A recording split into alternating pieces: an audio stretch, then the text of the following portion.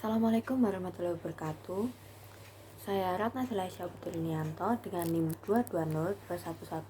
2202111603890 ingin menjelaskan materi mengenai manusia dan tantangan hidup di dunia. Dideskripsikan bahwa manusia adalah makhluk yang berakal budi. Pengertian ini menyeratkan suatu maksud bahwa manusia adalah salah satu makhluk Allah Subhanahu wa taala yang diberikan akal untuk digunakannya sebagai modal yang sangat berharga untuk mencapai keluhuran budi pekerti.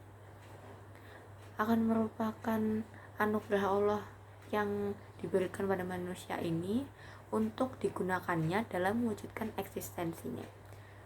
Jika akal sehat tidak digunakan, maka manusia bisa turun derajatnya kepada binatang atau makhluk yang tidak berakal. Demikian pula manusia yang tidak berbudi pekerti turun derajat menjadi binatang.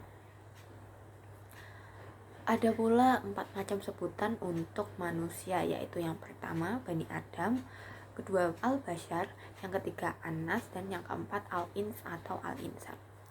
Manusia sering disebut sebagai Bani Adam atau anak cucu dari Nabi Adam. Nabi Adam adalah manusia pertama yang diciptakan oleh Allah Subhanahu wa taala dari tanah liat kering dari lumpur hitam yang diberi bentuk. Dalam Al-Quran sendiri ada 3 istilah untuk manusia, yaitu yang pertama Al-Bashar, kedua An-Nas, dan yang ketiga Al-Ins atau Al-Insan. Al-Bashar ini adalah gambaran manusia secara materi yang dapat dilihat memakan sesuatu, berjalan, dan berusaha untuk memenuhi kebutuhan hidupnya. Sedangkan An-Nas di sini merujuk kepada keturunan Nabi Adam alaihi salam yang disebut juga sebagai Bani Adam atau anak cucu dari Nabi Adam. Lalu Al-Ins atau Al-Insan ini mengacu pada lawan dari binatang liar. Meskipun berasal dari akar kata yang sama, namun keduanya di dalam Al-Quran ini memiliki perbedaan ya. Jadi Al-Ins ini selalu dipertentangkan dengan Al-Jin, sedangkan Al-Insan mengandung pengertian makhluk mukallaf, pengemban amanat Allah Subhanahu wa taala dan khalifahnya di bumi. Perilaku manusia itu berbeda-beda, ada yang terpuji, ada yang biasa-biasa saja, ada pula yang tercela. Dan keragaman perilaku itu disebabkan oleh 3 aspek yang mempengaruhinya, yaitu aspek potensi diri, aspek lingkungan, dan aspek ikhtiarnya masing-masing. Potensi diri ini dibagi menjadi 2 jenis ya. Jadi potensi diri positif dan potensi diri negatif. Potensi diri positif ini meliputi beberapa hal, yaitu yang pertama, manusia memiliki fitrah beragama tauhid, yakni bertuhan hanya kepada Allah Subhanahu wa taala. Fitrah adalah masdar dari fatara yatfuru yang artinya ciptaan.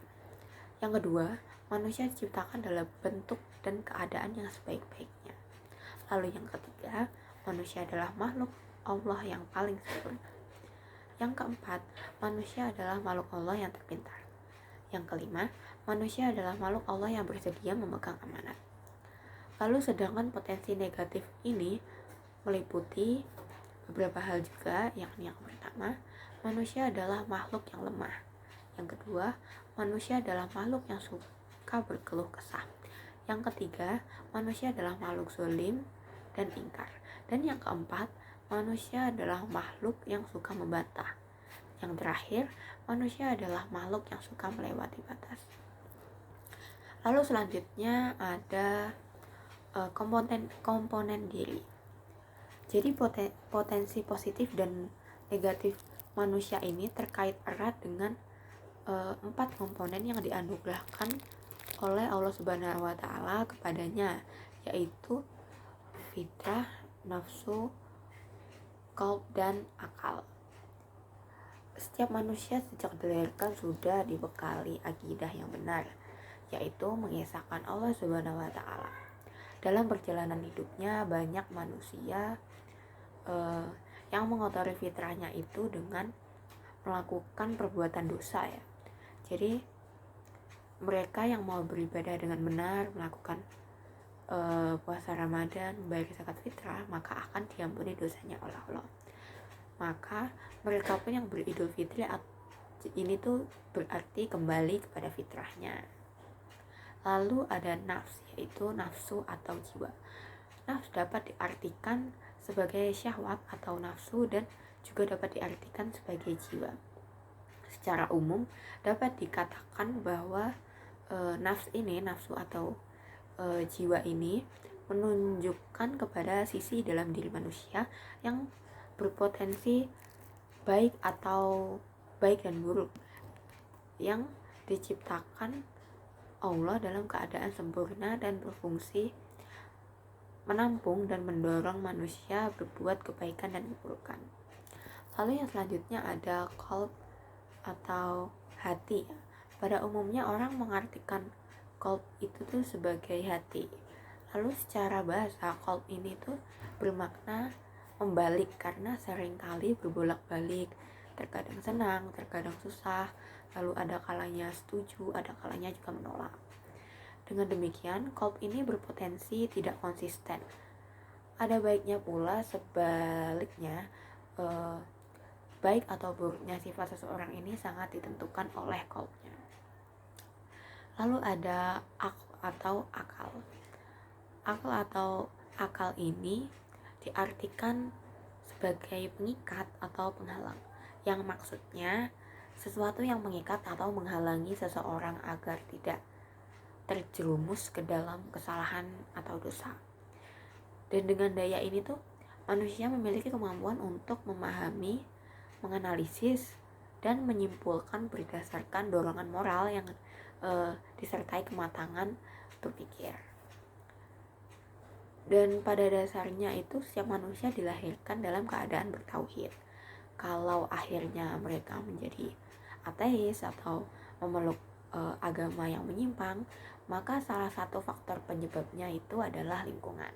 Jadi lingkungan merupakan faktor yang juga berpengaruh terhadap perilaku manusia, yang artinya perilaku atau kualitas ketakwaan seseorang salah satunya ini disebabkan oleh pengaruh orang yang ada di sekitarnya. Lingkungan yang berpengaruh itu meliputi lingkungan keluarga, lingkungan pergaulan, lingkungan pendidikan. Jadi, oleh karena itu, penciptaan atau pemilihan lingkungan yang baik adalah suatu kebutuhan yang harus dipenuhi.